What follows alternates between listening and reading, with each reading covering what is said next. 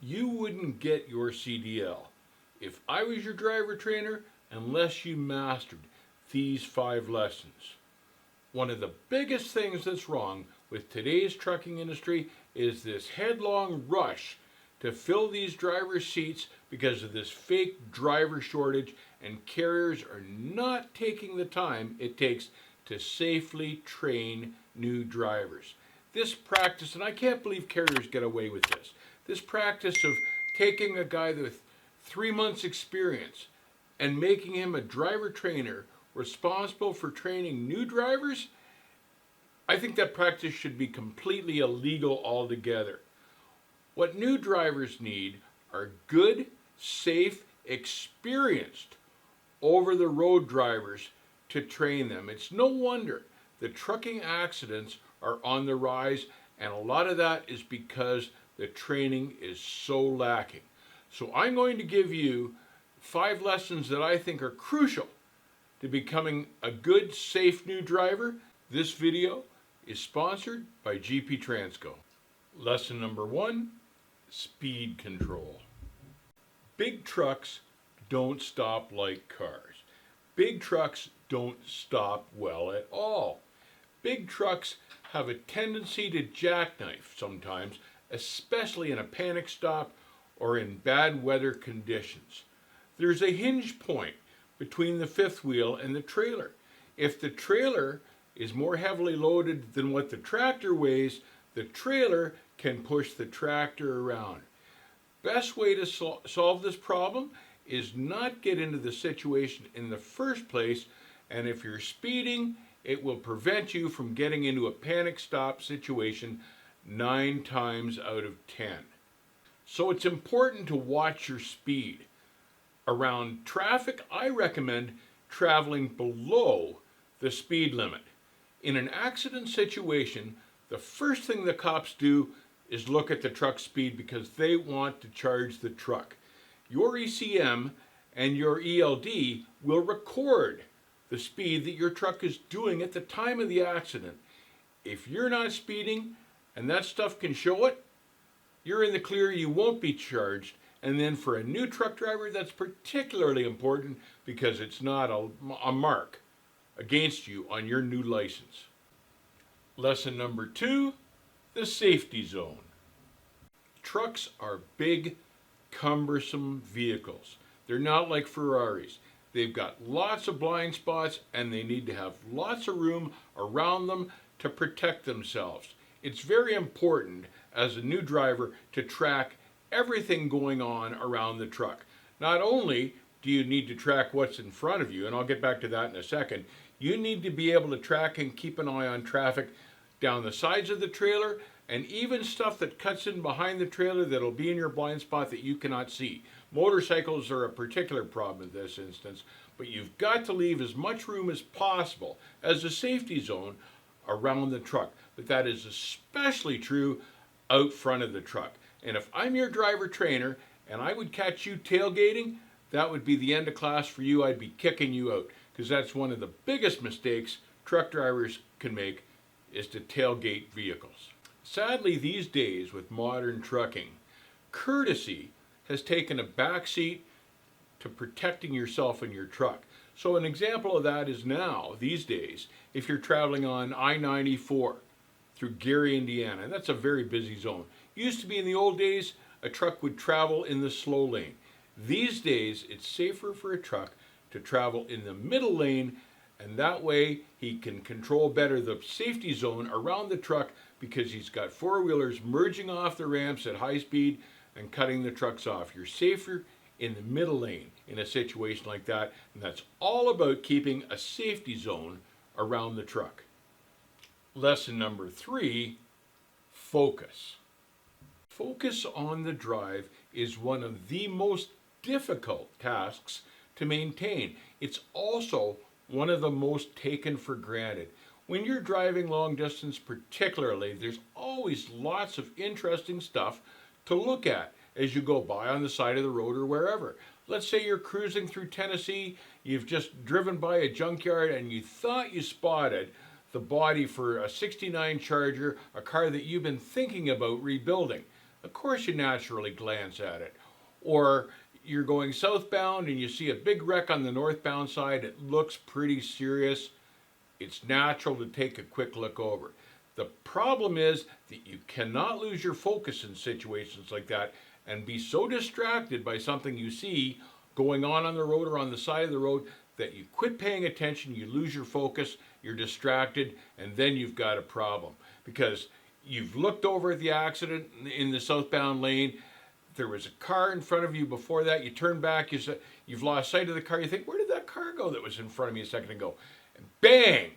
And he's been in your blind spot now underneath the hood, and you've got an accident. And it happens every day, and it's just because the driver loses his focus on where everything is around him. You've got to pay attention. You've got to focus on the drive. There are lots of things when you're driving a truck to keep track of. Lots of distractions, lots of things to think about. And something that you can't have weighing on your mind is worrying about your next pickup or delivery. And that's where a good carrier like GP Transco comes in handy, because their well-trained dispatch team has already planned that stuff out for you, so you don't have to worry about it. GP Transco was named a top workplace by the Chicago Tribune in 2021. They've got great benefits, great pay, a 401k. Check them out at gptransco.com. Lesson number 4, backing. I can't believe the number of new drivers I see coming out of CDL school that haven't been taught how to back up properly. We see these guys every day, and it's an essential skill for a truck driver to be able to master, because trucks need to back up all the time. They need to back up into shippers. They need to back up into receivers. They need to back up into spots at the truck stops, or they need to back up into shops for repair. It's something that goes on every day. Accidents occur every day because of improper backing. In fact, it's the number one claim for insurance companies, for trucking companies, are accidents that occur when backing up. So if I'm your trainer and I'm teaching you how to back up, the first thing I'm going to do is have you stop and assess the situation and assess the parking lot that you're going to be in and maneuvering around, and have a good look down into the hole where you're going to be backing. Step 1, always check everything around the truck, or what's going to be around when you're backing up. Step 2, if there's any possible way that you can get into that hole without blindsiding, then that's the way you go in. Number 3, if you just ought to absolutely blindside in, be careful, because here's where the problems lie. Now, if I'm your driver trainer and I see you blindsiding in, and you get to the point where you're at a 45-degree angle with the tractor as compared to the trailer, and you're not stopping to get out and look, I'm going to pull the brakes right there as your driver trainer, because I know you can't see squat from the way you're positioned out either mirror. So I'm going to demand that you get out and look. And I don't care, when you're trying to get into that hole, if you're blindsiding, how many times you have to get out and look. Now, these driving schools that only allow you to get out like 2 or 3 times, those schools are crap. It's worth getting out a dozen times if you need to, if it prevents an accident or even possibly hurting or injuring or killing someone. Get out and look. Lesson number 5, triple check everything. There is always an awful lot going on when you're trucking, and it's tough sometimes to keep track of all these things, and everybody, every once in a while, will forget to do a step or forget to do something or forget to do this or that. But if you triple check everything you do, yes, it'll take a little more time, but you won't screw up anything. And screw ups can be very expensive. So circle check, for instance. Triple check everything. I would walk around the truck and trailer 3 times just to make sure I hadn't missed anything. Make sure all the lights are working. Make sure that the tires are all in good shape. Make sure that my hookup is correct, that I've got the light cords and the air hoses in good positions and they're all safe. I would triple check everything during a circle check. Hooking up a trailer or dropping a trailer. Again, I would triple check everything. I would triple check the landing gear particularly to make sure it's in the right position if you're unhooking, because all sorts of guys get excited and forget to roll down the landing gear and pull out and drop the trailer. All sorts of guys do that. Or drive away with their air lights still connected. It's something that people do because they get rattled, they get extracted, they want to get going. I triple check everything just to make sure that there's not a step that I haven't forgotten. When I'm hooking up, I do the tug test just to make sure the trailer's pinned on. You cannot be too careful. Triple check everything. When you get your paperwork and you think you're ready to leave, check the paperwork. Check the destination. If you're pulling a reefer, check to make sure that you've got the unit set at the proper temperature that matches the paper. If you've got customs paperwork, triple check just to make sure you've got the proper customs paperwork and then you've got it all. Triple check the final destination for the load and make sure that you've got instructions on how to get there and where you're going. And do that before you take off, and it'll prevent you getting lost. Triple check everything that you do. It's a little more time consuming, but it'll save you a whole lot of grief in the meantime. I would be remiss as your driver trainer if I didn't point out that another critical lesson I think you should learn is proper cornering technique in city traffic. And we've done a video on that. Have a look at that video. It's really good. Another important lesson that I would want you to learn is how to handle a jackknife slide. And we've done a video on that as well. Have a look at that video. If we had truly experienced and more engaged senior over-the-road driver trainers training these new drivers, we'd have a pool of safer drivers with more skills and far fewer accidents on our highways today. Got a couple of short stories for you that both have to do with drivers that did not triple check everything. The first was a team that was working for a carrier that I was associated with, and the carrier had a really hot load. It was auto parts. I think it was Lear seating. Had to go to Tennessee. Had to run overnight. Hot, hot, hot. The factory was down. The line was down. This load had to go. And this team rolled in, pinned up to the trailer that they were assigned, took off like a rock across customs, which is something else I've got to get back to, went through customs with this empty trailer and down into Tennessee just to find out that the load was still on the dock. They hadn't loaded the trailer yet.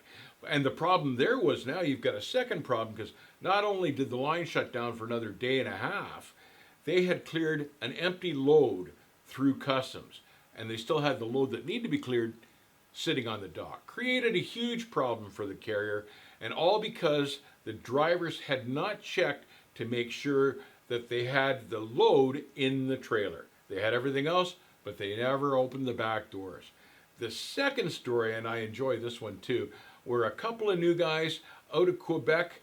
They delivered in Lincoln, Nebraska, and they got empty, and the carrier told them, and this is back in the days before cell phones or ELDs, so you got to remember that the drivers were traveling around with like a handful of dimes so they could phone in, and the carrier couldn't get a hold of them. So they phone into the carrier. They're empty in Lincoln, Nebraska. The dispatch says, "Okay, go up to Waco. I'll load you there in the morning." And they hang up the phone, and that's the end of it. And these new guys are going, and they should have checked, and they should have asked, and the dispatcher should have pointed this out. This was more the dispatcher's fault than anybody. So they go, Waco, Waco, Waco. They look in the atlas and go, Waco, Texas. Zoom. And the carrier doesn't hear from them for 2 days. And the carrier thinks, well, that's strange, maybe they've quit or gotten drunk in a bar somewhere, who knows. After 2 days, they phone in, they say, okay, we're in Waco. And the dispatcher goes, well, I had the shipper phone earlier, and he says you're not there. And the driver says, oh no, we're just in Waco at the truck stop outside of town here in Texas. And the dispatcher goes, Texas? I meant Waco, Nebraska. And these guys had gone 1,000 miles out of their way to a different town with the same name simply because they've skipped that detail, and it was the dispatcher's fault as well. So, it's hard to lay total blame on the driver, but still, it was another 1,000 miles or so back to Waco, Nebraska to pick up the load.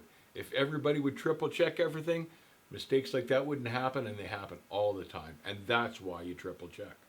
Stay safe, keep the rubber side down, check all your paperwork to make sure you know what you're doing, and I'll see you on the backhoe.